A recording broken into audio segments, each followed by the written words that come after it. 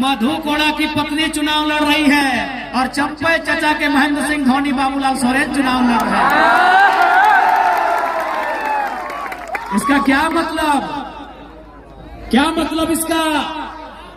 रघुवर दास 25 साल तक रहे कि नहीं, आज भी उड़ीसा के गवर्नर है, फिर भी पेट नहीं भरा, अपनी पुतोहों को चुनाव लड़ा रहे हैं। चंपई सोरेन 2 बार मंत्री रहे, मुख्यमंत्री रहे, फिर भी पेट नहीं भरा, बाबूलाल सोरेन को चुनाव लड़ा रहे हैं। मधु कोड़ा झारखंड के इतिहास में सबसे बड़ा घोटाला किया, फिर भी पेट नहीं भरा, अपनी पत्नी को चुनाव लड़ा रहे हैं। अर्जुन मुंडा जो मुख्यमंत्री के साथ साथ दिल्ली में जाके सेंट्रल मंत्री रहे, केंद्रीय मंत्री रहे, फिर भी पेट नहीं भरा, अपनी बीवी को चुनाव लड़ा रहे हैं। राजा के घर में रानी, राजा के घर में राजा।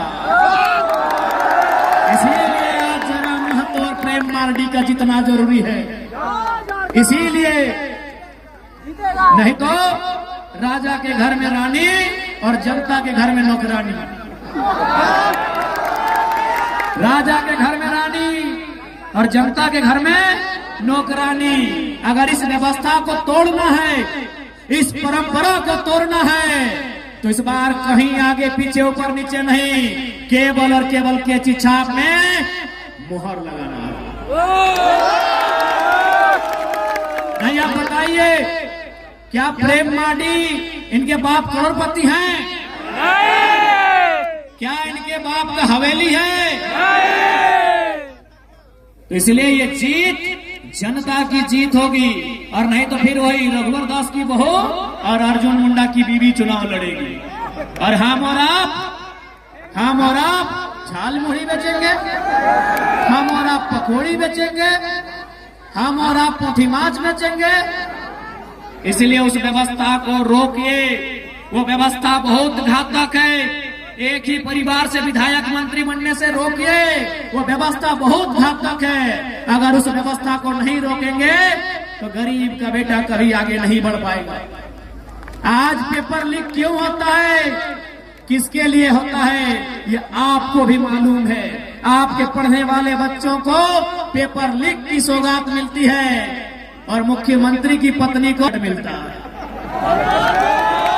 क्या मिला आपके बच्चों को? पेपर लीक मिला। क्या मिला आपके बच्चों को? आंदोलन में लाठियां मिली। प्रेम मार्डी 6 महीना जेल में रह के आए हैं। क्या मिला जनता के बच्चों को? क्या मिला जनता को? क्या मिला जनता को? मिला लाठियां। जनता के बच्चों को मिला पेपर गड़बड़ी। जनता के बच्चों को मिला केस मुकदमा। और हेमंत सोरेन की पत्नी कल्पना सोरेन को मिला गांडे का टिकट। रोकिए इस व्यवस्था को, रोकिए इस व्यवस्था को।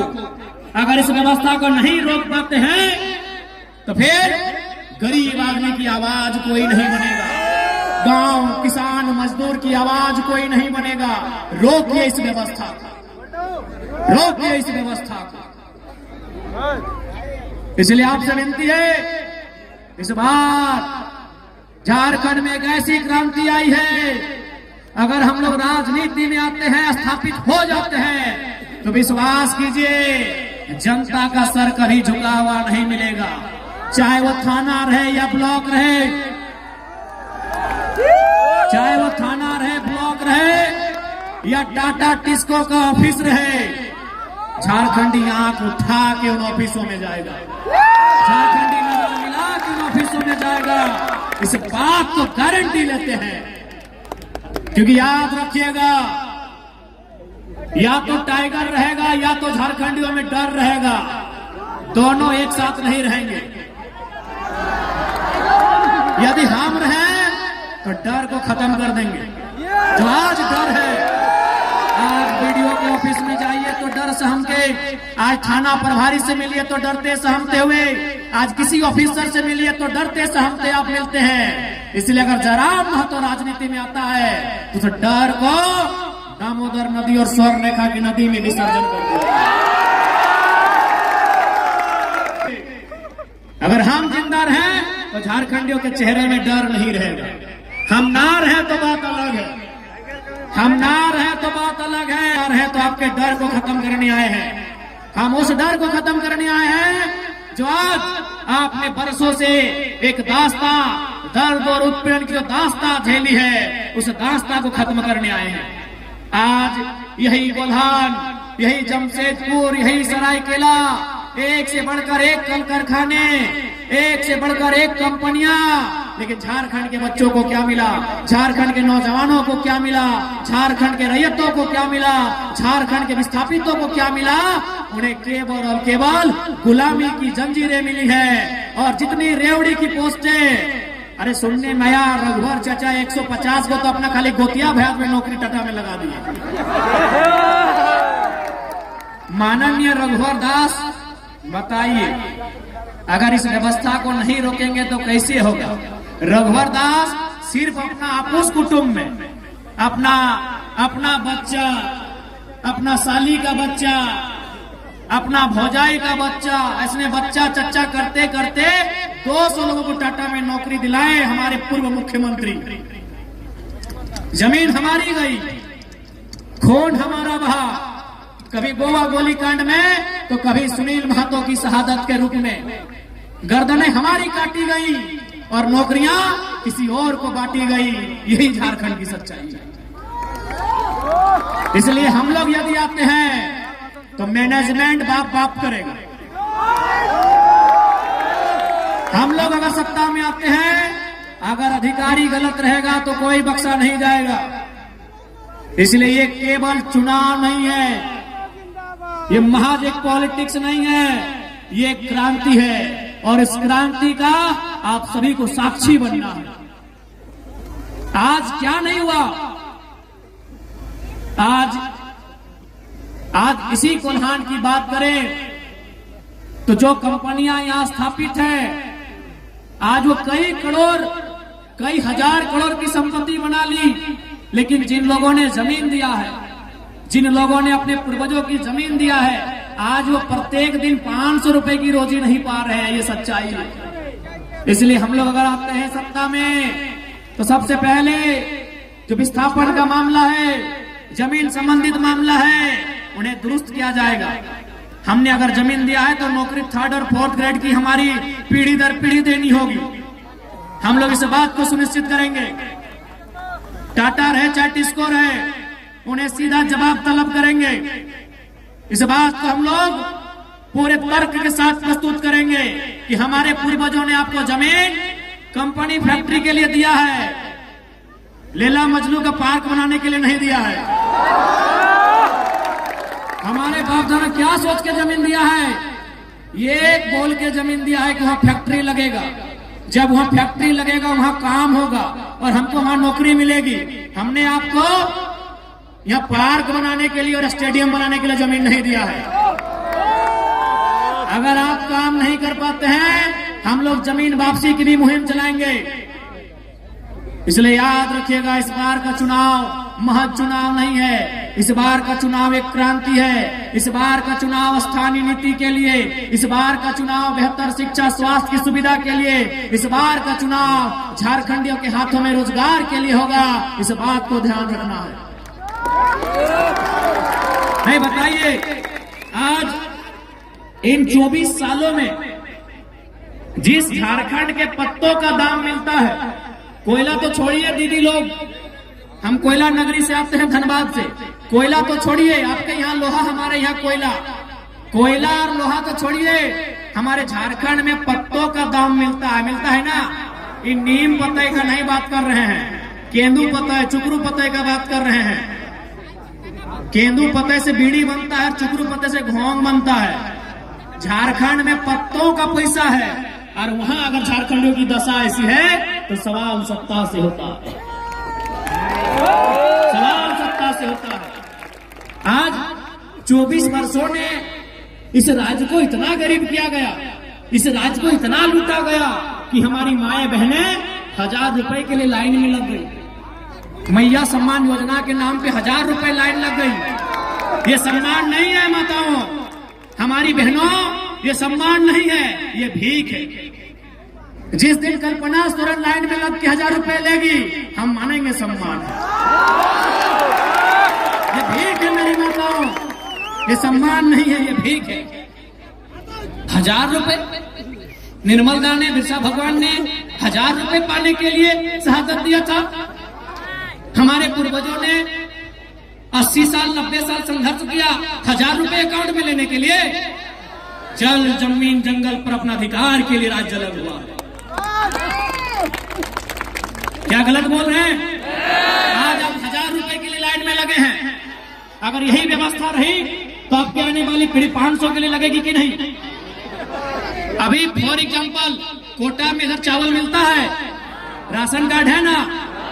अब हमारा एक बात सुनिए, आज से 15-20 साल पहले हमारी माँ, हमारी मौसी, हमारी काकी जेठी लोग, दीदीरा मासीरा काकीरा, आप लोग हमारे दरवाजे में कोई मांगने आता था, मांगने, भीख मांगने वाला, याद कीजिएगा, कोई मांगने वाला आता था हमारे गांव में, कोई साधु, कोई पीर फकीर हमारे दरवाजे में, हमारे चौखट में मांगता था कि भिक्षाम देही, 4 दिन से भूखा है।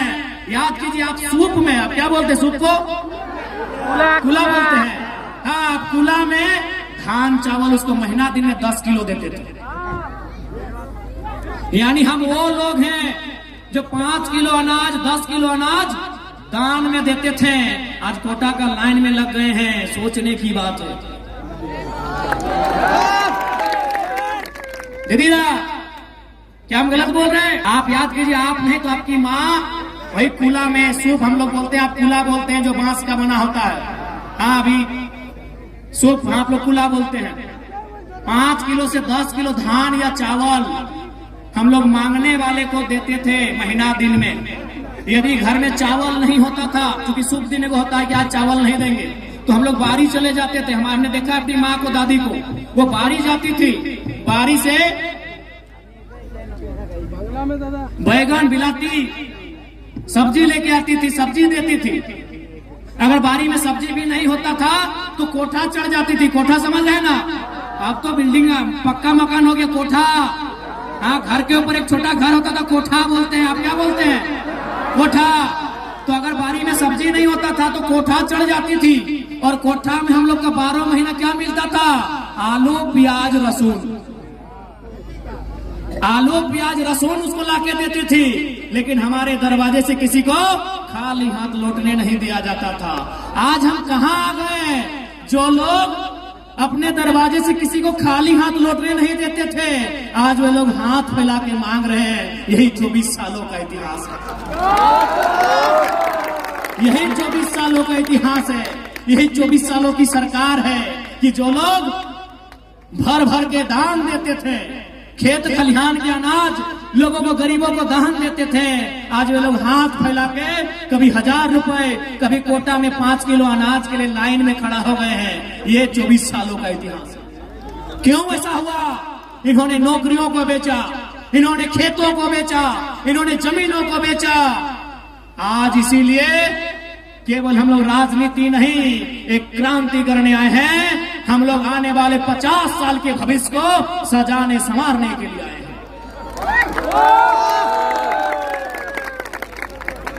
इसलिए और हम लोग एक नई शुरुआत करने आए हैं। क्योंकि अगर कोई गरीब है ना, इसका मतलब कोई बहुत ज्यादा अमीर है। कोई अगर गरीब है, इसका मतलब कोई बहुत ज्यादा अमीर है। कौन? चंपई सोरेन, अर्जुन मुंडा बहुत ज्यादा अमीर है। इसलिए हम लोग एक नया सिस्टम लेके आए हैं कि हमारी पार्टी से कोई भी विधायक बनेंगे, वो 75% अपनी सैलरी, अपनी 75 यानी 100 रुपया में 75 रुपया गांव, गरीब, किसान के बच्चों के बेहतर शिक्षा, स्वास्थ्य के लिए दान करेंगे। हमारे पार्टी से यदि कोई विधायक बनते हैं और वो अगर जमशेदपुर से हैं, वो धनबाद में अगर 1 इंच भी जमीन खरीद लिए तो उनको अगली बार टिकट नहीं देंगे। ऐसे झारखंड आगे नहीं बढ़ेगा। बस जिस दिन नेताओं की नीयत साफ हो जाएगी, उस दिन झारखंड आगे बढ़ेगा। झारखंड का सारा खजाना कुछ परिवारों के पास है, चाहे वो हेमंत सोरेन जी का परिवार रहे, सुदेश महतो जी का परिवार रहे, चंपई सोरेन जी का परिवार रहे, या अर्जुन मुंडा जी का परिवार रहे, या मनीष जायसवाल रहे, और क्या है प्रेमदा, चाहे मधु कोड़ा जी रहे। इसलिए अंत में इतना ही कहेंगे, इस बार राजनीति को आपको समझना होगा। यदि आप राजनीति को नहीं समझेंगे तो राजनीति आपको नहीं समझाएगी। इसलिए आपसे विनती है, प्रार्थना है, इस बार बदलाव के लिए आपका वोट हो। और आज ये माहौल देखते एकदम विश्वास है कि सरायकेला विधानसभा इस बार इतिहास लिखेगा। सरायकेला विधानसभा इस बार इतिहास लिखेगा। जय झारखंड। हम लोग और 4 जगह जाना है, गला की हालत खराब है। बस हमको डॉक्टर बोला कि ज्यादा बोले नहीं, थोड़ा सा इधर सूजन हो गया गला में से, तो डॉक्टर हमको बोले कि आप थोड़ा भाषण देना बंद कीजिए। हम एक लाइन बोले, बड़ी कठोर लाइन बोले कि देखिए डॉक्टर साहब, अब हम जिंदा रहे चाहे मर जाए, 20 तारीख से पहले नहीं रुकेंगे। अभी देखिए पूरा माथा में गाड़ी में तेल लगाते पूरा दर्द देने लगा है, आंख दर्द, माथा दर्द, घचा दर्द, पूरा चारों तरफ दर्द दे रहा है। तो ये दर्द हम लोग इसीलिए सह रहे हैं ताकि हमारे आने वाले पीढ़ी को दर्द सहना ना पड़े। ঠিক আছে, সবাইকে জোহার, সবাইকে ধন্যবাদ। ভালো লাগছে, ভালো করে থাকবে। তোমাদের চুনাव চিহ্ন কেচি ছাপ, তোমাদের প্রত্যাশী প্রেম দাদা। প্রেম দাদা তোমাদের আপনার প্রত্যাশী বটে, দমে ধাক্কার প্রত্যাশী বটে, ভালো প্রত্যাশী বটে, খুব ভালো প্রত্যাশী বটে। ইয়াকে তুমি ঢের সারা প্রেম দিবে, এটা তোমাদের সঙ্গে আমি জিজ্ঞাসা করছি, এটা তোমাদের আশীর্বাদ আমি মানছি। জয় ঝাড়খণ্ড, জোহার।